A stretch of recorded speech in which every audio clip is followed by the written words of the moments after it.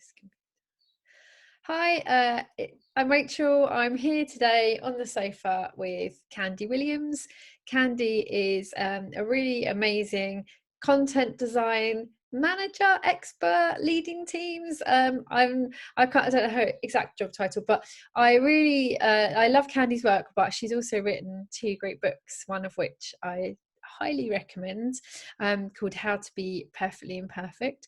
So I'm going to chat to Candi today and ask her a few questions I thought you might find interesting. So hi Candi, welcome. Hiya. How are you? Yeah, I'm okay. How are you? Yeah, not too bad. Enjoying the sunshine. Well, it was sunny this weekend, but yeah, haven't got out today, but I will do at some point. Yeah. So thank you for joining us. It's really lovely to have you. I was just wondering, you've kind of managed to build up a pretty big content team at Nationwide, and I actually wanted to ask you first, can you tell us a bit about how quickly your team's grown and how you've managed that growth? Yeah, that's a good question. So I joined Nationwide in, I want to say 2017. Yeah, so 2017 in the summer, and I was their second permanent content design hire. So yeah, there were 2 of us then, and now there's between 20 and 25 of us. In total. So yeah, a mixture of content designers at different levels. We've currently got 3 managers, and then I'm doing a kind of hybrid management and strategy role. So it's grown quite a lot in quite a short space of time, for sure. Sounds like that's been both exciting and challenging, I'd imagine. What are the biggest challenges you faced with a team growing that quickly?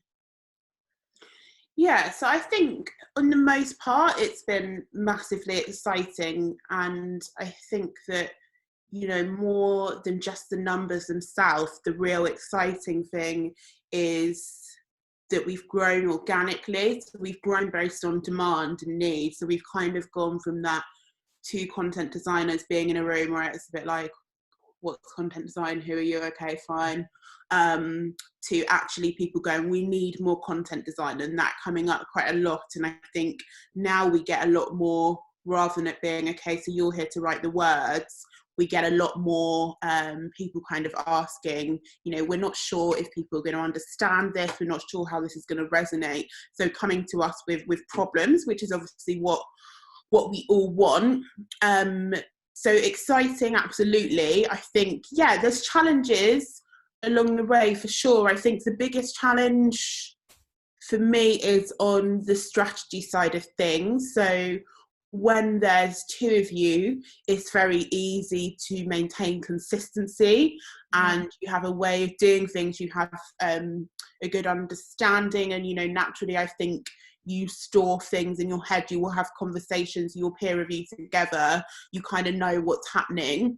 I think when you start to grow that a lot bigger and with people across different projects, products, etc., maintaining that consistency, and having some clear standards around what you do, how you do it, and why you do it, becomes more difficult. And especially when you get people coming in from different fields, areas, etc., you know, you really need that. So you've got that clear onboarding, and everyone knows what our kind of deal is here. So that's, I would say, the hardest thing is maintaining the consistency and the standards as the team grows and scales. Yeah, that's really tricky, isn't it? Especially when the whole team are sort of working so hard to actually on the day to day, rather than being able to step back and say, okay, now let's work on things that can help us make it consistent. It's really interesting that you said that you managed to get people going from what's content design to saying we need more content designers. How do you think what was the sort of tipping point there? How did you do that bit of influencing and persuasion? Yeah, I think about this quite a lot, and I just think that it's so important to kind of never underestimate the great job that people are doing on the ground. I think often, you know, people think of this kind of content strategy gig as something that's going to go in and it's going to solve all the problems and everyone's going to buy into it. But largely, you know, that impact that people have when they're working with teams and they're working with different projects and different engagements, and people are seeing it live. They're seeing the value of content design. They're seeing things go from tangled messes that no one can understand to, you know, clear journeys that get real results. I think that speaks volumes, and that's kind of how we grew. It was very much, you know, one product owner would have a content designer and be like, oh, you need a content designer, you need a content designer. And it was a real organic growth, which is rewarding in many ways, because I think the tide has really changed now to, especially with COVID, you know, content is such an important currency, and the messages that we need to get out there consistently to our members are pivotal. So arguably it's never been more important. So yeah, I don't think there was any specific moment or specific tip or trick. I think that empowering people on the ground, recruiting well, so you've got good people on both the technical and skills front and the behavioural front, because how people influence and how they work in teams is absolutely crucial. And getting, obviously it sounds like your designers have now become real advocates for content and content-led design, so that's really awesome. It sounds like you've done such an amazing job. So you sort of studied psycholinguistics, and I'm interested into obviously how much of that knowledge do you find useful? How do you sort of manage to apply that in your day-to-day work? Yeah, so it's the funniest thing because I went full circle. So my degree was in English language and linguistics, and one of my modules was in psycholinguistics, which is, and social linguistics, so the psychology of language, and then also the societal norms, so how language changes in society, which we're seeing now constantly with the messages coming out.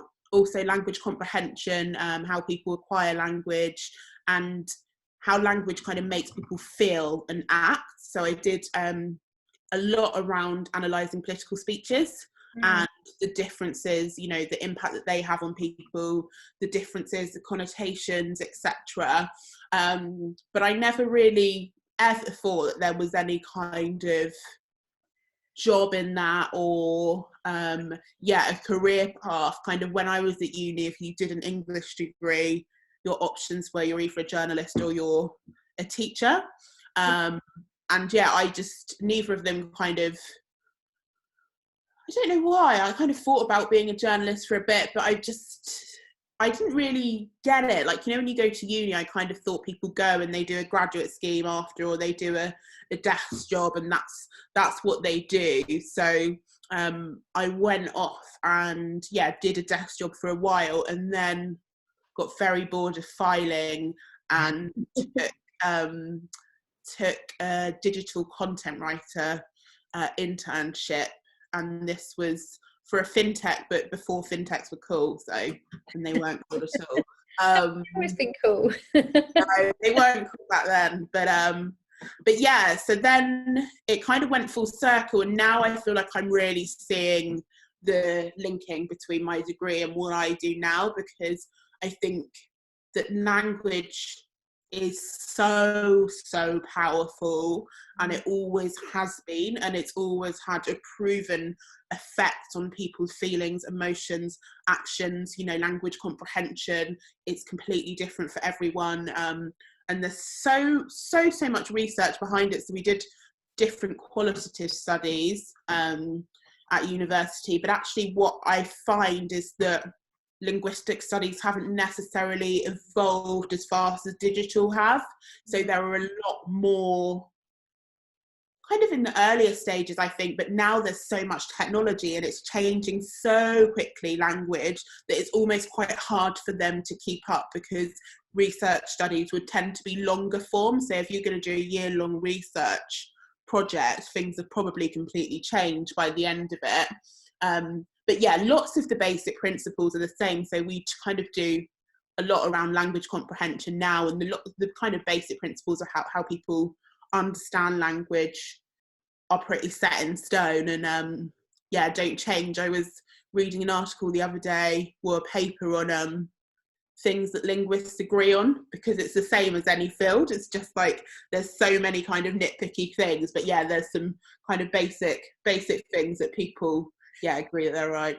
But yeah, interesting, full circle. I think it does come into my work a lot, especially when we're talking about things like dialing up tone and that. But I think sometimes people think about tone as something that's quite fluffy or nice to have, and it's not at all. Like, especially with things like COVID, people need things to be clear but also reassuring, and I think that's super important. So it definitely plays in more than I thought it ever would. Yeah, people really underestimate the importance of tone, definitely. Particularly in UX writing, I think. Yeah. It's good. It's nice that you've gone full circle. I studied journalism as well, and I ended up going actually quite far away from writing before I came back into sort of comms-led work. I went into marketing and branding, which I guess is slightly related, but yeah, it was quite a long time before I kind of went full circle back into writing. So it's quite interesting how we end up doing that. Yeah, it is. And I don't know how you find it, but I've worked largely in writing, but in lots of different kind of fields. So I've done bits of advertising, I've done bits of branding. So I actually find that really useful now, like especially when you're kind of working in larger organisations and understanding how different areas work, what their priorities might be, etc. I think it's really useful to have that knowledge and kind of understand the similarities, what you might bring to the table, whereas where they might be coming at it from, and how you can complement each other and work together. Yeah, and it also gives you the confidence to be able to speak to those other departments and teams, because you have a lot more understanding about what they do, and I think having that sort of holistic view of communications across an organisation and across a brand, and how important that is, it just means you can have much more productive conversations and work much more productively with them, because you've been in their shoes and you know what they're doing. I was wondering actually, speaking of writing, because obviously you've moved more into a managerial role now, and so probably find that, I don't know, like me, you sort of spend maybe less and less time in the detail doing the actual writing. You're sort of more overseeing it, and then sort of almost more doing that more sort of consultancy and coaching of your team. But I was wondering, like, you obviously do love writing, because you've written a couple of books. How do you, I don't know about you, but I find like when you're looking at content design more from a functional perspective, and more from like we're talking about the importance of tone and the importance of writing very clearly and crisply and sort of almost like functionally, how do you then shift your mindset when you go to write books, or when you're putting together ideas for your works outside of work? How do you like then tap back into that creativity? Because I find it's really hard to go from sort of simple and functional copy to then being able to write creatively in your own time. Yeah, definitely. It's funny actually, because I feel like my work, my day job, makes me a better writer in terms of books. And I think the reason for that is because I'm thinking a lot more about what people are going to get out of the book. And most of my books have been non-fiction. So I think that's really important to have that. So I feel like I'm a lot more focused on, there's this creative, great story to tell. I've got my tone, I've got my style, but actually, like, I want to give some people stuff that's going to be useful. I don't just want them to be really kind of twee, like self-indulgent books. So I'm thinking a lot more around kind of my audience, etc. I think one of the hardest things is, on my first book, I reflected on the fact that I hadn't written as myself for like over a decade. Yeah. Like I've written for various brands, and I've, you know, got to know their tones in and out, from startups to bigger named brands, and I feel a lot more comfortable with that. But when it's like that's stripped away and you're writing as yourself, it's Yeah. kind of, okay, what's my tone? And I was lucky because my publisher were really supportive of that. So I did a sample piece originally, and they were like, oh, we love the tone, like stick with that. And they really allowed me to kind of, yeah, bring that authenticity through. So that's been something that's been really useful. But it is a slightly strange thing when you're like, oh, yeah, I'm kind of me right now. Like I don't have a style guide or whatever. I'm doing my own thing. Yeah. Well, your tone and your style of writing is very warm and friendly, and you know, it's kind of like, you know, I guess like a friend just sort of chatting to you in the pub. Yeah. So it's nice because it's very warm. And I think you're right, when you work for brands, you sometimes, depending on the brand you're working on, you can get that beaten out of you a little bit, can't you? You can end up writing quite clinical copy, or quite, you know, depending on the brand, it can be quite clinical. So it's nice to be able to like build that back in and be able to apply your own voice to things. It's just like you say, being able to tap into it and get back into that. Yeah, and I think it's probably less so now I'm writing for a consistent voice, but I think when you're in an agency world and you could be dipping between, you know, big science companies and, you know, outdoor heritage places and food places, so you're constantly ducking and diving, which you do kind of start to lose, I suppose, what your tone is as a writer. Yeah, it's finding your voice again. It's quite, instead of someone else's voice. Yeah. So when you write your latest book, How to Be Perfectly Imperfect, it's got lots of confidence tips, and it's sort of, you know, telling people, you know, it's basically, I found it was quite good at just showing you different ways to overcome imposter syndrome, or, you know, put yourself out there and have a voice, if you like. So I was just wondering, what's the one secret that you would share with other people who maybe aren't feeling as confident as they could do? You know, they're not sure whether to go out there and do a talk or write a blog post or whatever it is, or even in a meeting. Like, what's your kind of insider tip, if you like, for projecting confidence even if you don't feel it? Yeah, I think I've probably got two, and I feel like they've been really useful for me, and the book was really inspired by my own journey with confidence and my kind of mental health, etc. So it's all inspired by things that I found useful. So I think here in the UK especially,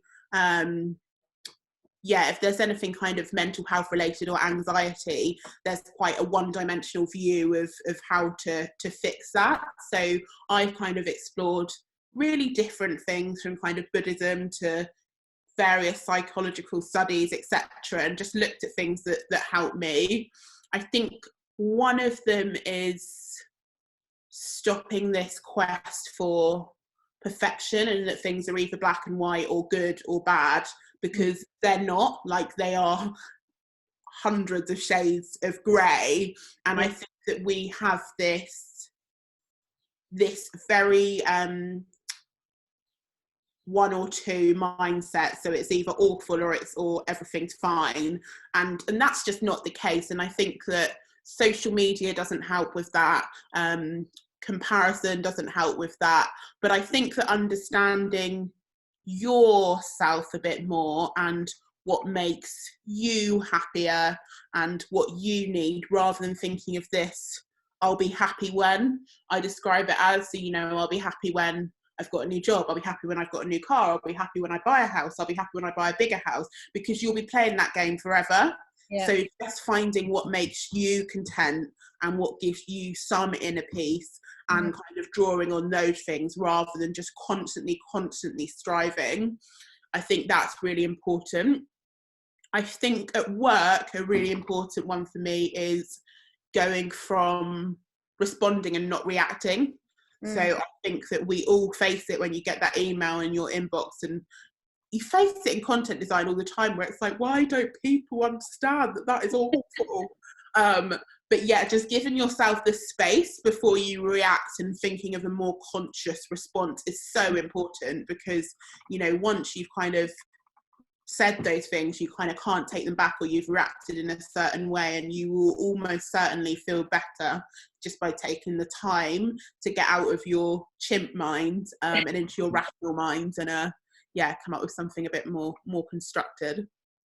That's such good advice, because it's really easy as well. I think particularly with content design, to just have like a knee-jerk response that's can be quite defensive, and Yeah, actually probably doesn't help us a lot of the time. So yeah, you're completely right, just sort of stepping back and thinking through the rationale, and you know, a sensible and diplomatic response rather than an emotional one. yeah, It's easier said than done, isn't it? But yeah, you're yeah. completely right about that. I would It's completely so agree.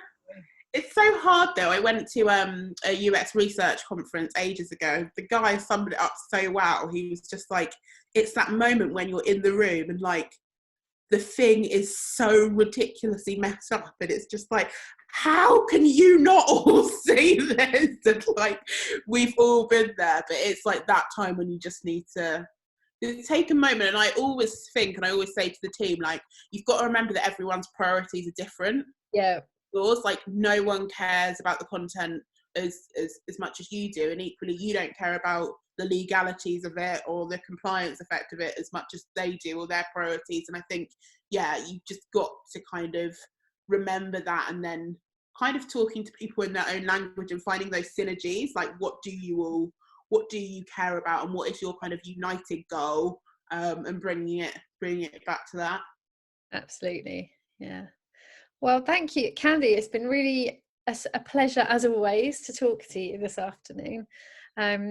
If you have you got any final messages for anybody watching this? Yeah, I think hang in there. Hang in there. You. Yeah, just keep going. You're doing a good job. But thank you so much for chatting, and yeah, we'll be seeing you, I'm sure, very very shortly at a next conference or event somewhere, or meet up. So Yeah. thank you very much. Thank you.